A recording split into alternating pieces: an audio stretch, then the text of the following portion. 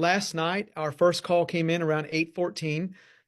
The complainant said there was a formation of 6 drones, that were in close proximity, low altitude, that looked like they were coming from the military area and were flying towards Loop 820, the highway. As the officers were dispatched to that, because we do respond to drone calls, because again, you're not supposed to fly in our area.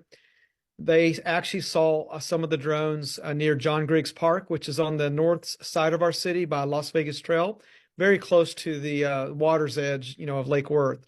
And again, we have an armory down the road there at Shoreview. And so the officers could not determine, though, where the original drones took off from, so they weren't able to find the pilot or anything like that. So then we moved to around 8:54. We received a second call, and this time multiple drones were sighted, again close to federal military properties in several neighborhoods.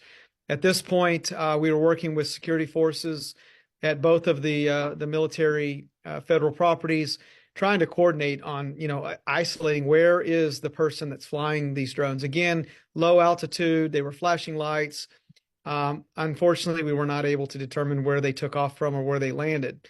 Then fast forward to 10:21, we had another report of multiple drones in the area that were very close to the military federal properties. And so, we don't know if this is like somebody playing copycat because of what they've seen in the national media.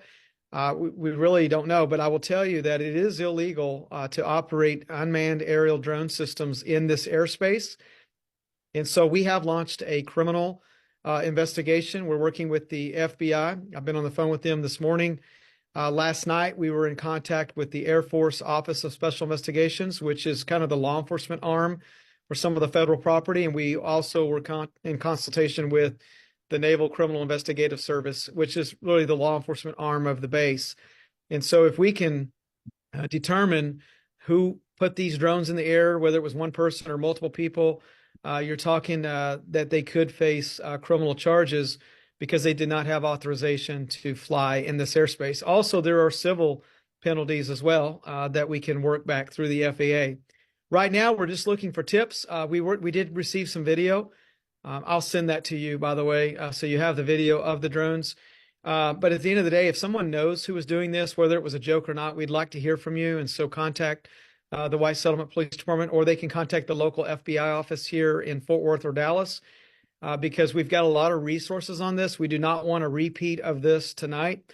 And so we're working really closely in collaboration with our federal partners to determine, again, where they originated the flight from, because it is unusual that drones would stay in the air that long. So our belief is that it was somebody local that was in the area that probably flew them, had to bring them down, change batteries, put them back in the air. Again, not knowing why they're flying in this area or why they're so close to military federal properties. That's kind of the question that we want to get answered.